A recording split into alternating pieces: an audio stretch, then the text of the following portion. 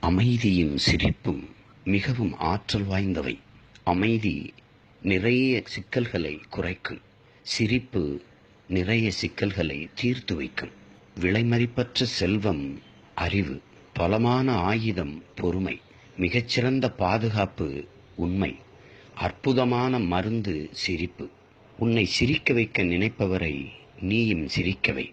உன்னை பார்த்து சிரிப்பவரை நீ சிந்திக்கவை. உன் அழுகையை நிறுத்தி சிரிக்க வைக்க முடியுமென்றால் அது உண்மையாய் உன்னை நேசிப்பவர்களால் மட்டுமே முடியும். மற்ற உயிர்களையும் சிரிப்பால் மகிழ வைக்கும் நகைச்சுவை உணர்வு மனிதர்களிடம் மட்டுமே உண்டு. கேட்கும்போது சிரிப்பு வர வேண்டும், சிந்தித்து பார்த்தால் அழுகை வர வேண்டும். அதுதான் நல்ல நகைச்சுவை. இறுக்கமாய் இருப்பதால் நாம் எதை சாதிக்கப் போகிறோம்? நகைச்சுவை உணர்வு வாழ்வில் பூட்டப்பட்ட பல கதவுகளை திறக்கும்.